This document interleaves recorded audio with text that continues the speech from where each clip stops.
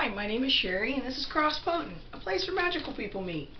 This is going to be your January 2017 monthly horoscope for the Native American Zodiac. This month starts out with the sun in the goose energy. This is about picking winners and losers. The goose tends to be a leadership kind of energy, but by the 20th, the sun moves into the otter, which is a lot more merit-based, and tends to be an energy about acknowledging people's contributions and things along those lines. The full moon, the first full moon, is on the 2nd. This is going to be the full moon in the woodpecker. This is a family energy. This full moon can be a culmination of a culmination point of things to do with your family, or a family project, or things that get your group, what you would call your family, not necessarily blood family, but your family unit, you might say, all on one page. The new moon is on the 17th. This is in the goose. New moons are kind of an initiation energy of starting something new. So this is a great time to start a business or start any other kind of money-making venture. The second full moon is on the 31st in the Salmon, and this is more about being with the ones you love. This is more about passion. The Salmon is about your ideals and your being true to yourself. Mercury, the messenger, the communication planet, starts out in the owl. The owl tends to seek out other people's points of view to better enable them to understand their place in their the lay of the land, you might say. By the 11th, Mercury goes into the goose. This is a little bit more about messages from leaders, about leadership. If you think about like an organization might see the need to, say, chop a trail through the jungle, but it's up to the leader to say, okay, we're going to go in this direction through the jungle. And people will rally behind the leader and say, okay, let's start chopping, and hopefully the leader's right. Venus, the planet of love, starts out in the goose. The goose in love can be a little bit of a showboat, a little bit of a show-off. It's not necessarily such a bad thing. Sometimes it feels good to kind of show what you've got, you know. By the 18th, Venus, the planet of love, goes into the otter, and this is a little more about expecting equality, and the otter can be a little more about show and tell. They tend to like to compare notes and say, hey, well, I've accomplished this. Well, how did you accomplish that? Things along those lines. Mars energy starts out in the snake. Snake is more secretive and proprietary. This energy is, you know, more deep and more sensitive. All the way at the end of the month, on the 27th, the Mars energy goes into the owl, which tends to be more about spreading the wealth, about moving things around more, and you know, more like a goulash where you just throw everything in and mix it all up. Let's see, Jupiter, lucky Jupiter, starts out in the snake. It's been the snake all month. The snake,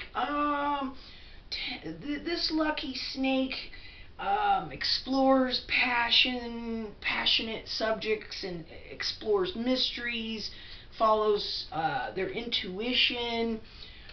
This snake energy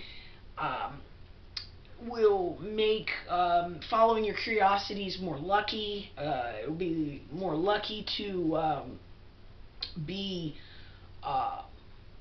perhaps more selective in what you say to people, or what you allow people to know about you. Sometimes holding back and adding a little mystery can intrigue people a little bit more. This energy is good for that.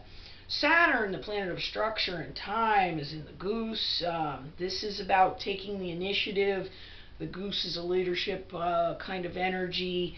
So this is about creating structures where that leadership can be maintained.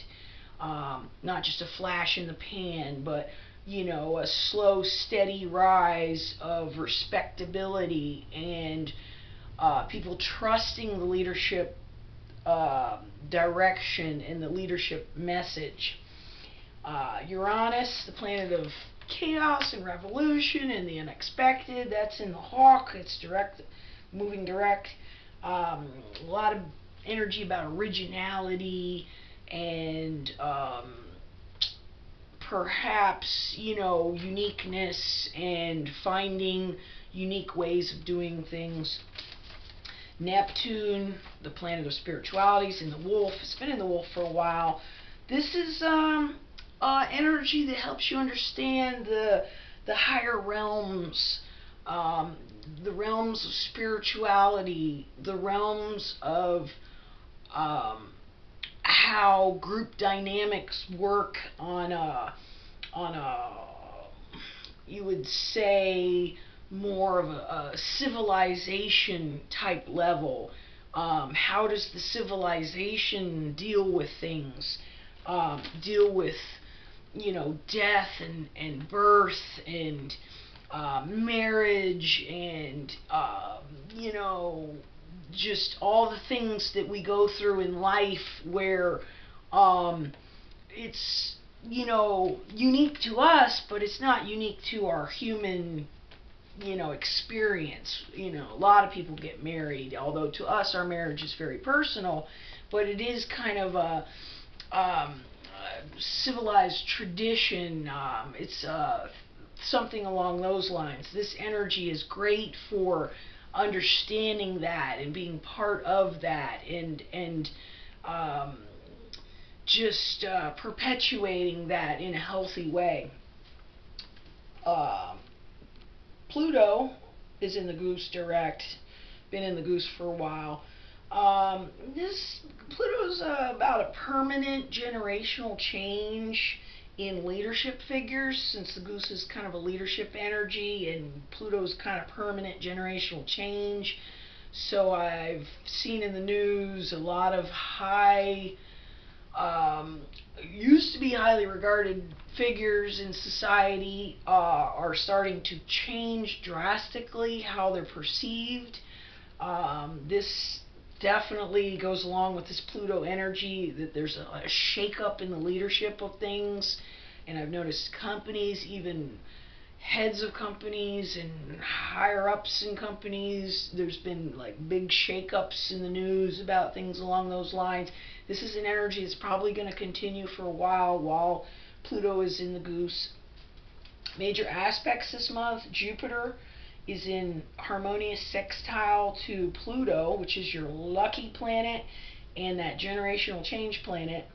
So there's an opportunity with a sextile aspect. It's an opportunity where there is a fruit hanging there, but you got to reach out and grab it. It's not going to just fly into your mouth. You've got to reach out, pluck the fruit off the vine. So this secretive snake energy, maybe behind the scenes. It's lucky to be moving behind the scenes, coordinating things in a little more low-key way. There's an opportunity for profound change with that Pluto energy. This is like a once-in-a-generational shift kind of energy, and this aspect on the 16th is kind of... it's an aspect that could last for weeks or maybe even a month or two before and after this aspect. It's two powerful planets making this aspect. It comes to exact on the 16th, but it's kind of operational before and after for a little while. You'll feel this effect. You'll see the effect in society on a large scale. A large scale effect on a lot of people. Like one small change can affect a lot of people.